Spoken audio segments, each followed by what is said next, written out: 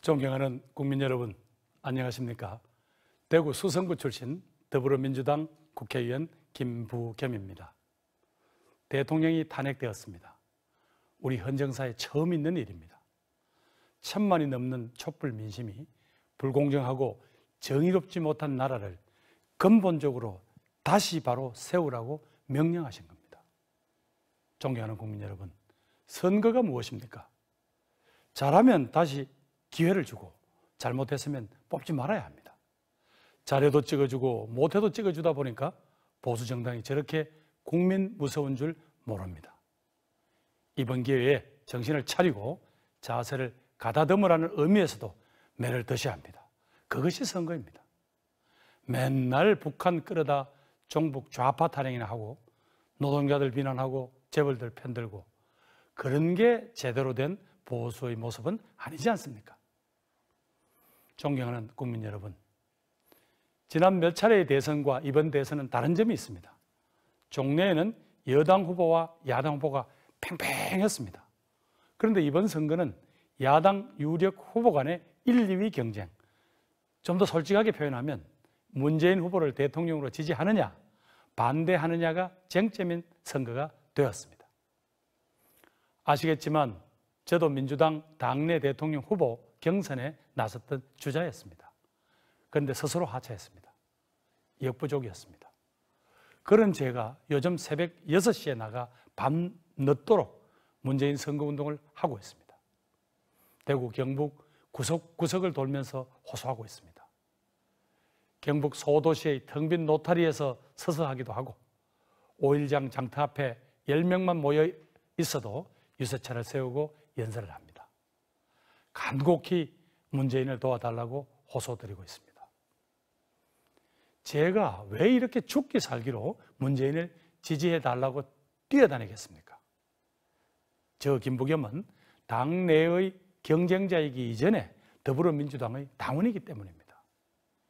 국민과 민주당이 문재인을 정권교체의 적임자로 선택했기 때문입니다. 선거 첫날 문재인 후보가 대구를 가장 먼저 찾아왔습니다. 첫 유세를 대구에서 시작했습니다. 역대 전국에서 민주당 표가 제일 안 나오던 곳이 대구 경북이었습니다. 그런데 그 척박한 곳을 가장 먼저 찾아왔습니다. 대통령 선거에서 대구를 첫 유세지로 한 것은 역대 야당 후보로서는 처음이라고 합니다. 그날 아침부터 비가 추적추적 내렸습니다. 대구에 민주당 당원이 다 모여봤자 얼마 안 됩니다. 거기다 비까지 오니까 얼마나 썰렁했겠습니까? 그날 문재인 후보는 이렇게 말했습니다. 저는 대구 대통령, 부산 대통령, 광주 대통령이 아니라 대한민국 국민의 대통령이 되고 싶습니다. 대구도 웃고 부산도 웃고 광주도 웃고 그렇게 전국이 웃다 보면 국민 통합이 저절로 되지 않겠습니까? 대구 시민이 저를 그렇게 좀 만들어 주십시오. 봄비치고는 제법 굵었던 빗물이 저도 모르는 사이에 제 마음을 적셨습니다. 제가 35년 전 재야운동을 하던 시절 먹고 살기 위해 복사 가게를 운영하던 경북대학교 북문 앞이었습니다. 저는 그날 문재인의 진심을 보았습니다. 내리 3선을 하던 경기도 군포 지역구를 내놓고 대구로 내려가서 국회의원 선거 한 번, 시장 선거 한 번, 그렇게 2번 떨어지고 겨우 당선된 저 김부겸.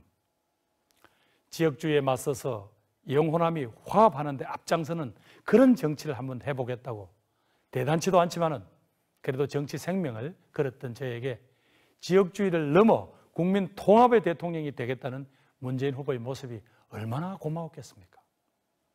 제가 사랑하는 대구를 문재인 후보도 이만큼 생각하고 있구나 싶어서 좀 민망한 말씀이지만 제가 마음속으로 울컥했습니다.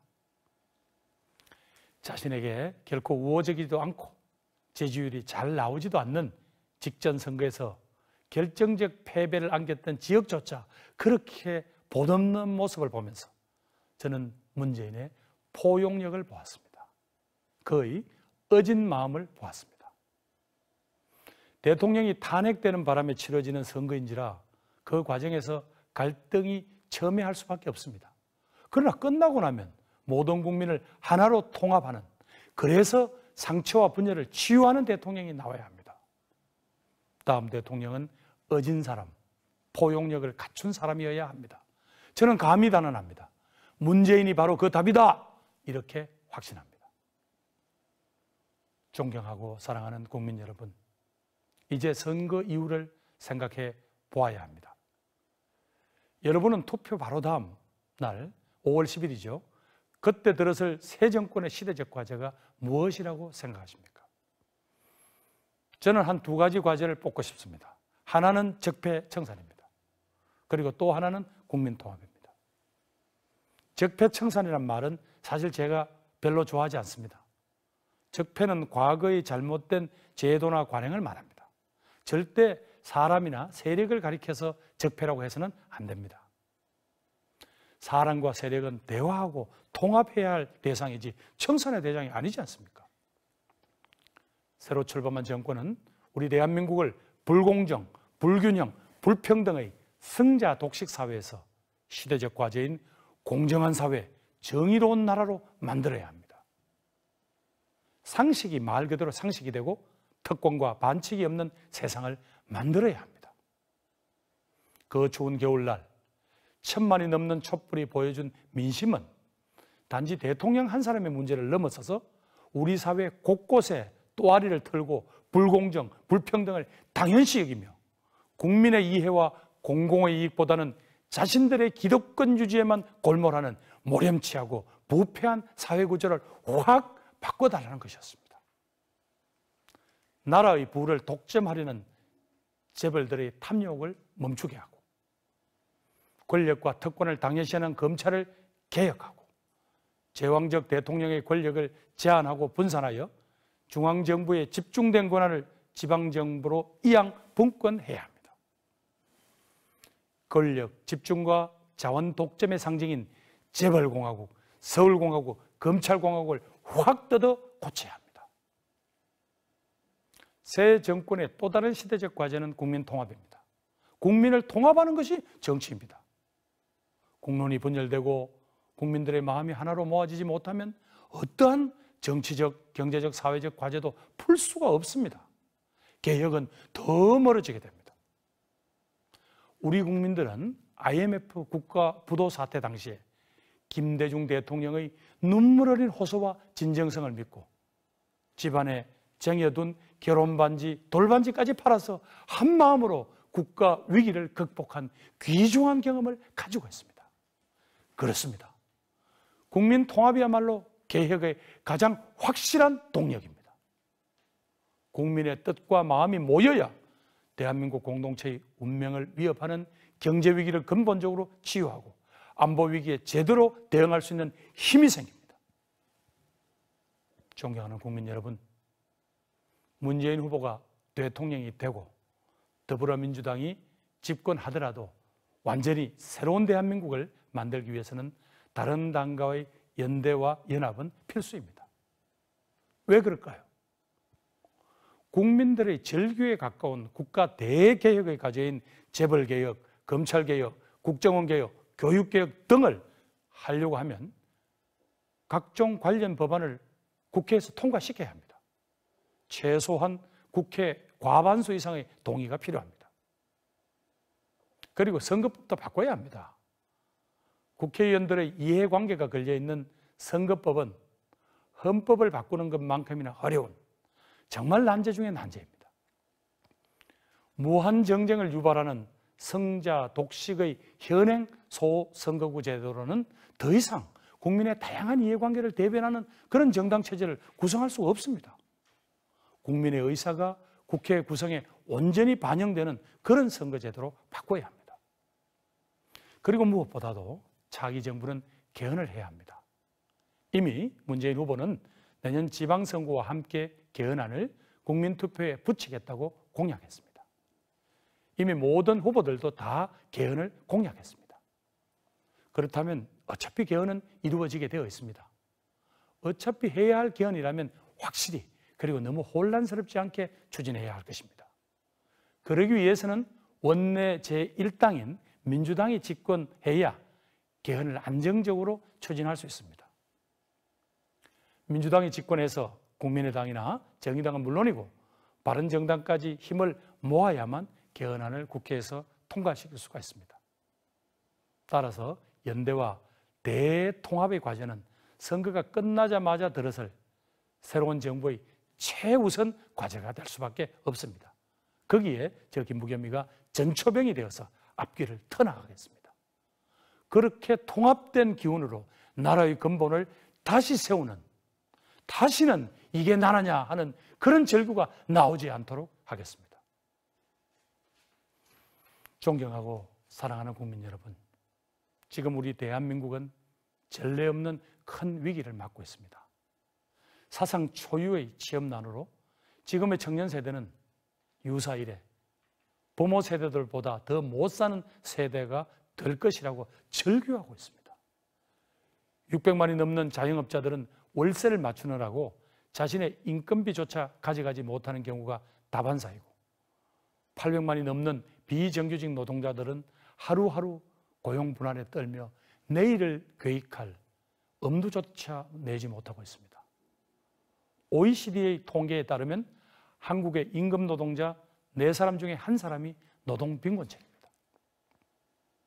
소득과 부의 불평등은 너무나 심각합니다. 소득 상위 10%에 속하는 국민이 나라 전체 소득의 절반 가까이를 가져가고 하위 50%의 국민이 전체의 10%에 훨씬 못 미치는 그 소득을 나누어 가지고 살아가야 하는 사회.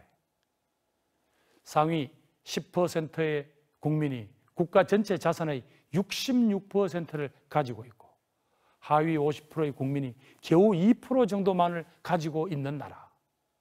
불공정한 시장과 불균형한 성장 방식이 낳은 비참한 결과입니다. 재벌 대기업들은 그 어느 때보다도 많은 수백 조의 사내 유보금을 쌓아놓고 있는 상황입니다.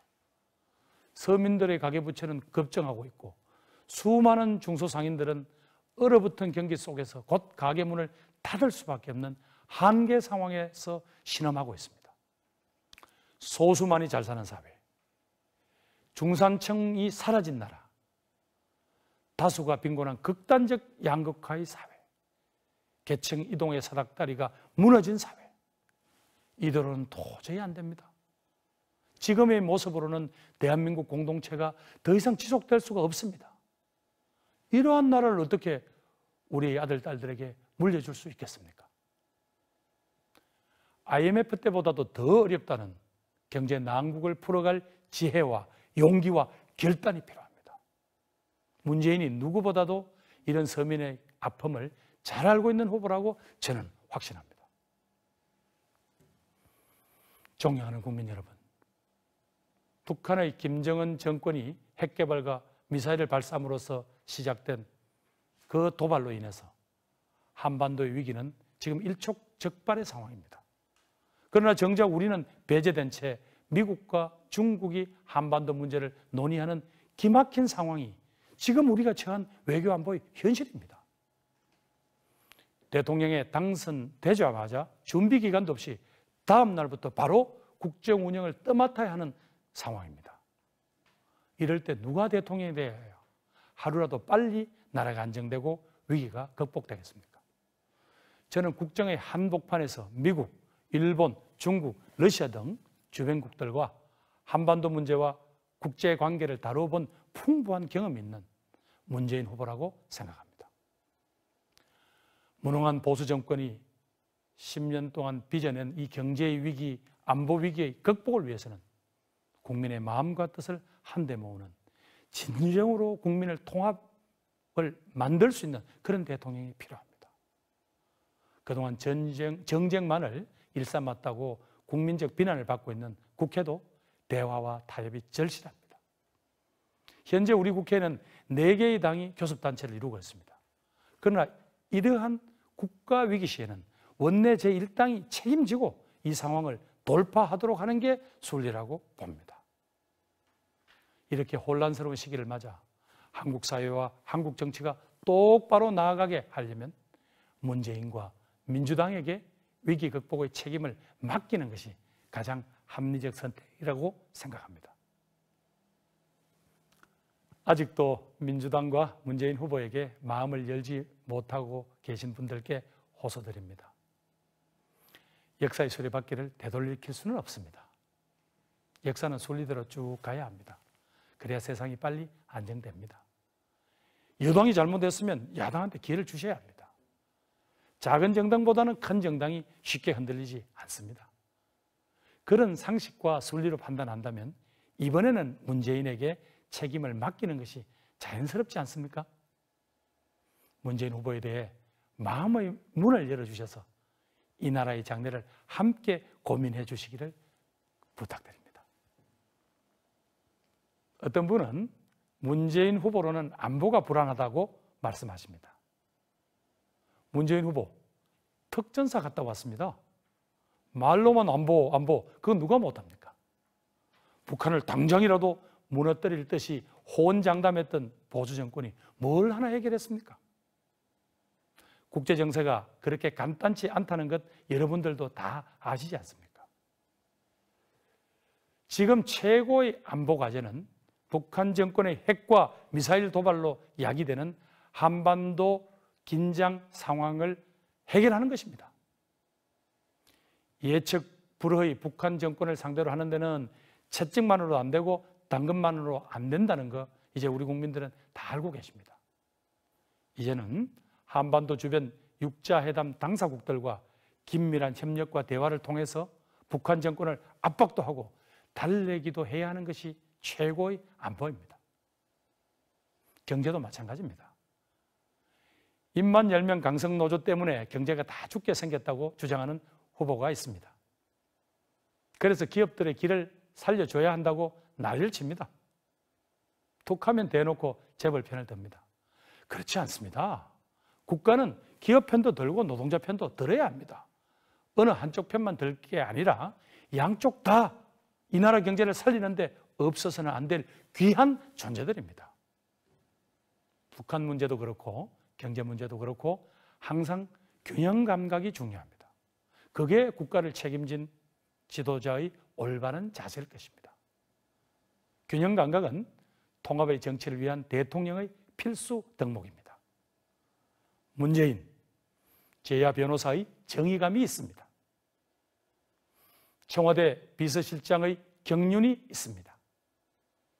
특전사 모범 사명의 애국심이 있습니다. 존경하는 국민 여러분, 기호 1번 문재인, 국민 통합 시대를 열어갈 대통령, 대한민국을 위기에서 구원할 구원투수, 문재인에게 기회를 한번 주십시오. 오늘 특히 대구 경북 시도민 여러분께도 호소드립니다. 대구 경북의 생각이 대한민국의 생각과 다르지 않다는 것을 보여주십시오. 우리의 아들, 딸들이 당당하게 대구 경북 출신이라는 것을 자랑할 수 있게 해주십시오. 우리 함께 공정하고 정의로운 대한민국의 내일을 열어가야 하지 않겠습니까? 끝으로 국민 여러분, 내일과 모레 5월 4일과 5일 사전투표가 실시됩니다. 5월 9일 투표 당일 가시기가 어려운 분은 전국 어디서나 가까운 투표소에서 신분증만 지참하시면 투표하실 수 있습니다. 감사합니다. 1번 문재인 꼭 부탁드립니다. 고맙습니다.